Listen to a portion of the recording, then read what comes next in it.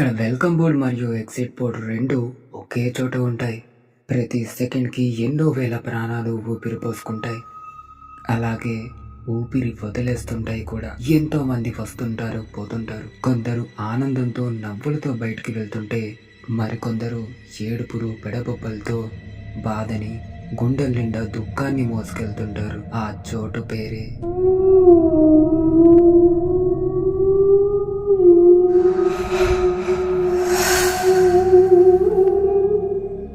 ఐశ్వర్య ఒక middle class అమ్మాయి. తను ఒక పెద్ద హాస్పిటల్లో జాబ్ చేస్తుంది.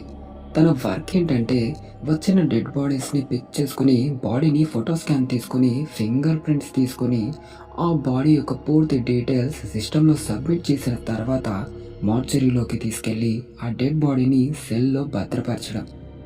ఆ రోజు ఐశ్వర్యకి నైట్ షిఫ్ట్. ఎప్పట్లానే తన పని తను చేసుకుంటుంది. ఆ ఫ్లోర్లో తను తప్ప మరెవ్వరూ లేరు. అప్పుడే తన దగ్గరున్న మొబైల్ రింగ్ అయింది. అంబులెన్స్ డ్రైవర్ బాయ్ కాల్ చేసి డెడ్ బాడీ వచ్చింది, గ్రౌండ్ ఫ్లోర్లో ఎగ్జిట్ డోర్ ఓపెన్ చేయండి అని చెప్పాడు. ఎందుకంటే ఐశ్వర్య యాక్సెస్ ఇస్తే కానీ డోర్స్ తెరుచుకోవు. ఐశ్వర్య లిఫ్ట్లో నుండి గ్రౌండ్ ఫ్లోర్కి వెళ్ళి డోర్ ఓపెన్ చేస్తుంది. అంబులెన్స్ డ్రైవర్ బాయ్ ఇద్దరూ కలిసి డెడ్ బాడీని మార్చరీ రూమ్ వరకు తీసుకెళ్తారు.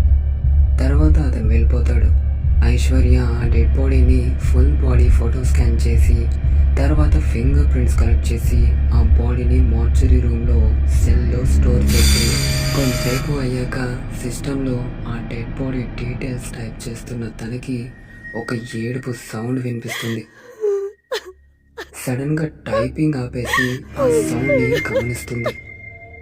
ఫ్లోర్ మొత్తం సైలెంట్గా ఉంటుంది. తను మళ్ళీ టైప్ చేయడం స్టార్ట్ చేస్తుంది. ఫ్లోర్ మొత్తం సైలెంట్గా ఉండడం వల్ల సిస్టమ్ కీబోర్డ్ టైపింగ్ సౌండ్ తప్ప ఏమీ వినిపించడం లేదు. అంత సైలెంట్గా ఉంది ఆ ఫ్లోర్.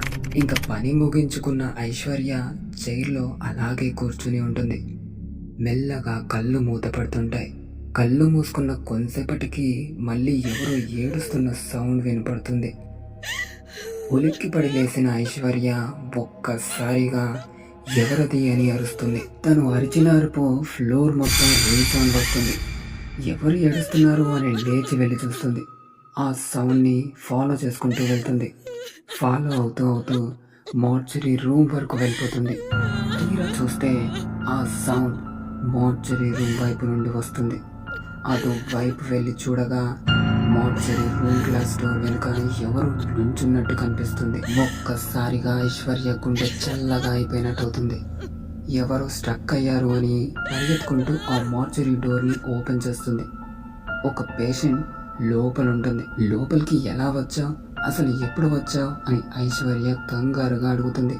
కానీ ఆ పేషెంట్ ఏమీ మాట్లాడదు. నేను ఇందాక వచ్చినప్పుడు నువ్వు లోపలికి వచ్చి స్ట్రక్ అయిపోయావా అని అడుగుతుంది. తన నుండి ఎటువంటి రెస్పాన్స్ ఉండదు. ఐశ్వర్యకి అర్థమైపోతుంది తిను మెంటల్గా స్టేబుల్ లేనట్టుంది అని. తనని బయటికి తీసుకొచ్చి ఇంకా ఎవరైనా లోపల ఉన్నారేమో అని చెక్ చేసి మార్చరీ రూమ్కి లాక్ వేస్తుంది. నా వెనకాలేరా అని చెప్పి ముందుకి నడుచుకుంటూ మొబైల్ తీసి సెక్యూరిటీ గార్డ్కి కాల్ చేసి అతన్ని తిడుతుంది. ఒక పేషెంట్ కింద ఫ్లోర్లో తిరుగుతుంది. ఏం చేస్తున్నారు అసలు మీరు? ఆ పేషెంట్కి ఏమైనా జరిగితే ఎవరు రెస్పాన్సిబిలిటీ చూసుకోరా మీరు అని తిట్టగా, సారీ మేడం, నేను రౌండ్స్లోనే ఉన్నాను, నాకు ఎవరు కనిపించలేదు. ఆ పేషెంట్ పేరేంటి మేడం అని అడుగుతాడు. ఆ పేషెంట్ని అడిగి తెలుసుకుందామని వెనక్కి తిరగగా తను అక్కడ ఉండదు. ఐశ్వర్య అటు ఇటు చూస్తుంది. ఆ కారిడార్లో లాస్ట్లో ఆ పేషెంట్ నడుచుకుంటూ వెళ్ళడం ఐశ్వర్యకి కనిపిస్తుంది. వెంటనే మార్చరీ రూమ్ సైడ్ వెళ్ళండి, తను వెళ్ళిపోతుంది అని కంగారుగా చెప్తుంది. వస్తున్నాను మేడం అని సెక్యూరిటీ గార్డ్ అనగానే ఫోన్ కట్ చేసి తన ఫ్లోర్కి వెళ్ళిపోతుంది. ఆ మార్నింగ్ తన డ్యూటీ అయిపోయాక వెళ్ళిపోతూ ఆ సెక్యూరిటీ గార్డ్ని అడుగుతుంది, ఆ పేషెంట్ ఇప్పుడు ఎలా ఉంది, జాగ్రత్తగా చూసుకోండి, నేను ఎవరికి చెప్పలేదు కాబట్టి మీ జాబ్ సేవ్ అయింది అనగా అతను మార్చరీ రూమ్లోకి రమ్మంటాడు. 1313 సెల్ ఓపెన్ చేస్తాడు. ఆ సెల్లో ఉన్న డెడ్ బాడీని చూసి ఒక్కసారిగా వెనక్కి జరుగుతుంది భయంతో. గొంతులో నుండి మాట రాదు. తిను చనిపోయి 2 days అవుతుంది మేడం. మీరు చెప్పారని సీసీ కెమెరాలో కూడా చెక్ చేశాను. ఆ ఫుటేజ్లో కేవలం మీరు మాత్రమే ఉన్నారు. మీతో ఇంకెవ్వరూ లేరు. కానీ మీరు ఎవరితోనో మాట్లాడుతున్నట్టు మాత్రమే కనిపిస్తుంది. మేడం, ఆ అమ్మాయి పేరు కుమారి. ఆ కుమారిని చూసిన వాళ్ళలో మీరు 6వ వ్యక్తి.